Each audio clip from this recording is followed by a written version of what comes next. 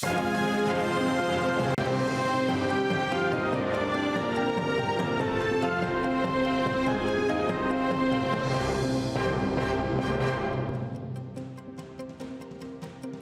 вечер, 22:00, время новостей на АТР. Вы смотрите «Заман», 12 декабря, 1384 день аннексии Крыма. В студии Искандер Меметов.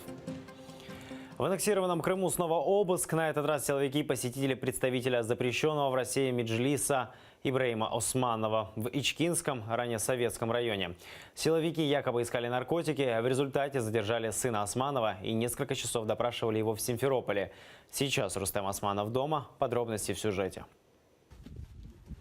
В 7 утра ФСБ и вооруженный ОМОН ворвались в дом председателя Урожайнинского меджлиса Ибраима Османова. Дома его не было, с силовиками пришлось общаться его жене и сыновьям. Ворвались начало 8-го, минут 15, наверное, 8-го. Маски шоу. В масках все. Сначала ко мне в спальню забежали. На пол, хотели положить. Я говорю, нет. Потом побежали туда в спальню, там где дитё маленькое спит. Но они, правда, культурно вроде как сделали. Фонариком посветили, и все, тут дети, и завернули. Соседи, родственники и друзья собрались под домом Османовых. Силовики пытались помешать людям снимать их на видео. Идите в сторону. Туда. На ту сторону. Да, дальше. Активисты организации «Крымская солидарность» также прибыли на место событий. По их словам, силовики искали якобы наркотики. После обыска задержали сына Ибраима Османова Рустема. Я говорю, спрошу, что забирайте, скажите, или что? Взял, говорю, и все, иди отсюда. Ничего не предъявили, да? Я говорю, я брат, говорю, мне объясните, говорю, что было. Известно, что Рустема Османова привезли в Симферопольское отделение полиции, продержали его там несколько часов и затем отпустили. Обстоятельства задержания и обыска выясняют в том числе и в Меджлисе. Оккупационная власть пытается представить не только террористами представителей крымских татар, но в том числе пытается показать, что задействованы в каких-то криминальных схемах, криминальных, скажем, структурах, и пытаются подбрасывать наркотики, патроны и любое вещественное доказательство, на основании которого могут проводить репрессивные действия. Крымские активисты связывают действия силовиков с тем, что хозяин дома, где проходил обыск Ибраим Османов, на прошлой неделе в Киеве принял участие в торжественном заседании парламента Украины по случаю 100-й годовщины Курултая крымских татар. Ибраим Османов является председателем Урожайнинского меджлиса и членом Советского регионального меджлиса. Россия еще в прошлом году на официальном уровне признала меджлис крымских татар экстремистской организацией и запретила его деятельность, в частности, в оккупированном Крыму. Риана Алиева, Заман, АТР. В деле Владимира Балуха снова пауза. На заседание Раздольнецкого райсуда не пришли начальник российского ФСБ по Крыму Виктор Палагин и еще двое представителей спецслужбы. Их должны были допросить по деталям обыска в доме Балуха. Официальная причина неявки – командировка. Допросили только полицейского, который вместе с ФСБ проводил обыск, и он якобы не помнит ни деталей, ни фамилий самих представителей спецслужб. Суд не обосновал в разрешении ходатайства стороны защиты о вызове и допросе генерала-лейтенанта Палагина. Поскольку у нас к данному сотруднику ФСБ есть масса вопросов, проведение оперативно-розыскных мероприятий, в том числе вопросы, связанные с основанием проведения обследования помещения. На днях Владимиру Балуху предъявили очередное обвинение, что он будто бы ударил сотрудника СИЗО. Балуха задержали год назад, ФСБ обвиняет его в хранении патронов и тротиловых шашек. Правозащитники убеждены, истинная причина ареста – вывешенный во дворе украинский флаг. В августе Владимира Балуха приговорили к 3 годам и 7 месяцам колонии, строгого режима и штрафу.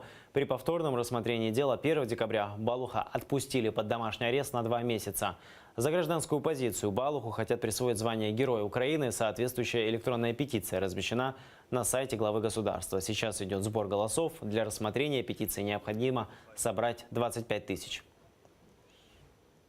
Сейтумера Сейтумерова снова вызвали на допрос. Члена Крымской солидарности несколько часов допрашивали в так называемом Центре по противодействию экстремизму в Крыму. Его обвиняют в пропаганде экстремизма якобы за то, что он на своей странице в соцсети разместил фотографию с митинга, запрещенной в России организацией Хизбут Тахрир, сделанную еще до аннексии.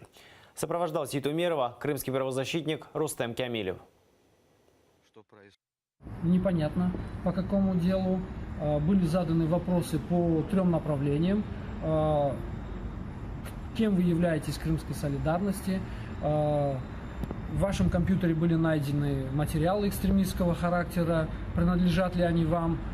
Или же это принадлежат материалы Салиеву, Сирану, который проходит по уголовному делу по статье 205.5, часть 2. Вот. Либо же это по одиночным пикетам. Было непонятно. На эти вопросы Сейтумер не давал ответов. В этом году, 8 ноября, оккупанты провели ряд обысков в Бахчисарае, в том числе в доме Сейтумера Сейтумерова. Тогда силовики изъяли компьютер, его самого задержали, обвинив в пропаганде экстремизма. В тот же день на него составили административный протокол и оштрафовали на 2000 рублей. После сегодняшнего допроса в центре Сейтумер Сейтумеров и его защитник ходатайствовали, чтобы ему вернули всю изъятую технику. Состояние здоровья Бекира Дигерменджи критическое. Об этом сообщил адвокат Эдем Семедляев. Он пытался попасть в СИЗО, где содержит Бекира Дигерменджи, но тот не смог выйти. Обострилась хроническая болезнь – астма. Бекира Дигерменджи и еще 3 крымско-татарских общественных деятелей задержали 23 ноября якобы за вымогательство крупной суммы денег у гражданина Турции. Сына Бекира Дигерменджи судят по делу 26 февраля. Сейчас Мустафа Дигерменджи под домашним арестом. Его не смогли вывести, потому что он лежит под капельницей. Как удалось узнать у сокамерников, которого вывели, он уже 4-ю ночь не спит, только в сидячем положении может находиться. Я написал ряд жалоб как начальнику СИЗО, так и в медсанчасть, для того, чтобы срочно его перевели в специализированное лечебное учреждение, для того, чтобы могли ему оказать срочную медицинскую помощь, а именно ему требуется вентиляция легких. Один из обвиняемых по так называемому делу 26 февраля, Искендер Кантемиров, дал показания в суде. На заседании подконтрольного Кремлю Симферопольского райсуда демонстрировали видеоматериалы дела. В частности, пересмотрели кадры с митинга 26 февраля 2014 года под стенами парламента Крыма. Искендера Кантемирова оккупанты обвиняют в участии в массовых беспорядках. Сейчас он находится под домашним арестом.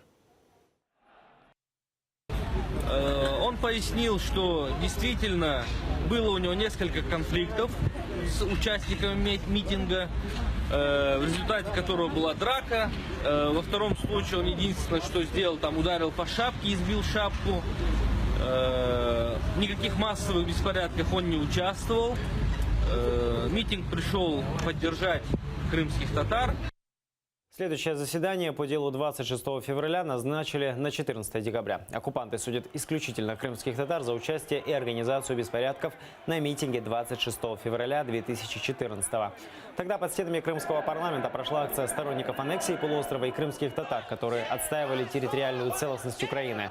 По данным оккупантов, во время митинга погибли 2 человека и почти 80 ранены. Прокуратура Крыма направила в Международный уголовный суд данные о преступлениях России в оккупированном Крыму. В частности, это касается имущества и принудительного перемещения людей. Документы подали Украинский Хельсинский союз по правам человека и Региональный центр прав человека. Украинские правозащитники уверяют, те, кто совершил преступления на полуострове, обязательно ответят в Гааге. Похищение людей, пытка, убийство и вынужденная депортация, которую проводит оккупационная власть в Крыму, приводит к колонизации полуострова России и искоренению всего украинского. В прокуратуре Крыма говорят, агрессор насильно меняет состав населения полуострова в пользу российского. По этому вопросу прокуроры уже направили информационное письмо в Международный уголовный суд. Актуальность и серьезность этого преступления обусловлено тем, что оно влечет за собой изменение демографической ситуации всего полуострова Крым, изменение состава его населения в пользу граждан Российской Федерации и вытеснение, а возможно и полное искоренение проукраинского населения, также всего украинского, что есть в данный момент на полуострове Крым. Лидер крымско-татарского народа Мустафа Джемилев заявил, коренной народ полвека боролся за возвращение на родину в Крым, и вот теперь новая оккупация и повторение политики принудительной депортации за 3,5 года аннексии. Из-за давления агрессора с полуострова на материк вынужденно переезжают крымские татары, а также украинцы. Россия уже завезла на полуостров до 1 миллиона человек. За 3,5 года оккупации население Крыма выросло на 10%. Это, обратите внимание, при постоянном превышении уровня смертности над уровнем рождаемости. А, кстати говоря, после оккупации, в связи с тем, что в оккупированном Крыму состояние медицины почти нулевое, смертность увеличилась где-то 1,7 раза, многие болезни увеличились в 2 раза. В Гаагский суд передали материалы о присвоении России украинского имущества в оккупированном Крыму. Генпрокуратура Украины получила сведения о национализации России, украинских частных и государственных предприятий, а также владений на полуострове. Захоплення на півострові більше ніж 4 тисяч українських підприємств. Загальна оцінка збитків, завдані такими діями державі Україна, гільдія оцінювачів України визначає в попередній сумі більше 1 трильйона гривень. По словам генпрокурора, уже проведены необходимые процедуры, чтобы объявить это имущество арестованным. В то же время по обращению пострадавших уже наложен арест на имущество на сумму более 1,5 миллиона гривен. При этом представитель Украинского Хельсинского союза Александр Павлюченко заявил, что сейчас нужно улучшить программу защиты свидетелей, чтобы в дальнейшем люди могли свидетельствовать по этим делам. Эльвина Сидбулаева, Сергей Карапыщенко, Заман, АТР. Представители Меджлиса крымско-татарского народа Ахтем Чийгоз и Эльми Умеров будут подавать в суд на российского президента Владимира Путина.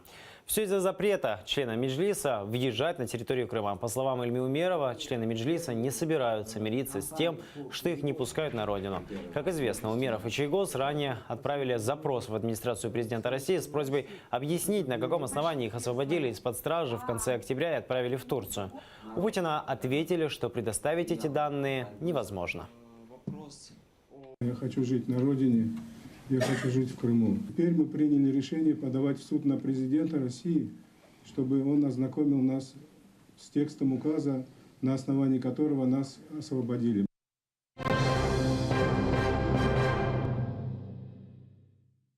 США выделит Украине 350 миллионов долларов. Дональд Трамп подписал оборонный бюджет страны на следующий год. Эти деньги американцы выделяют для противодействия российской агрессии. Украинские дипломаты указывают на то, что впервые на законодательном уровне предлагается предоставить Украине радиолокационные средства противовоздушной обороны и для наблюдения за надводной ситуацией, военно-морские противоминные орудия, корабли прибрежного действия и береговой охраны. Также в подписанный документ включили положения, которые позволяют использовать помощь на реабилитацию раненых украинских военнослужащих и обучение украинских медиков. Громкий международный скандал из-за признания США столицей Израиля и переноса в Иерусалим американского посольства докатился и до Украины. На встрече делегации израильского парламента Кнессета с министром иностранных дел Павла Климкина депутаты попросили признать Иерусалим столицей Израиля и перенести туда посольство Украины. Украинские дипломаты неоднократно заявляли о том, что с Израилем наша страна строит дружеские отношения и только с соблюдением норм международного права. Поэтому, говорят эксперты, Киев, очевидно, будет ссылаться именно на эти нормы, согласно которым будущее из Иерусалима рассматривается как столица 2 государств – Израиля и Палестины. На данный момент комментария украинского МИДа нет. Украина вынуждена сократить транзит российского газа в ЕС на треть из-за взрыва на газораспределительной станции в Австрии. А в Италии из-за этого ввели чрезвычайное положение. В результате взрыва 1 человек погиб, более 20 ранены. Всех пострадавших доставили с ожогами в больницы Вены. В нашем МИДе сообщили, что украинцев среди пострадавших нет. Взрыв произошел на станции австрийской нефтегазовой компании ОМV. Станция загорелась, транзит газа приостановили. Пожар уже потушили. Причиной взрыва назвали технический сбой. Газовая станция вблизи Баумгартена – один из крупнейших газовых узлов Европы. Там перекачивают газ из России и Норвегии и распределяют его по всей Европе. Из-за взрыва нарушены поставки газа в Италию, Хорватию, Словакию и Словению. Йенс Столтенберг остался на посту генсека НАТО до конца сентября 2020-го. Члены НАТО продлили его полномочия на 2 года. Бывший норвежский премьер возглавляет альянс уже более 3 лет. Союзники поздравляют генерального секретаря и полностью уверены в его способности продолжать свою добросовестную работу, нацеленную на повышение готовности НАТО к вызовам безопасности 21 века, говорится в заявлении. Североатлантического совета на сайте организации Столтенберг поблагодарил страны-члены НАТО и отметил, это честь для него.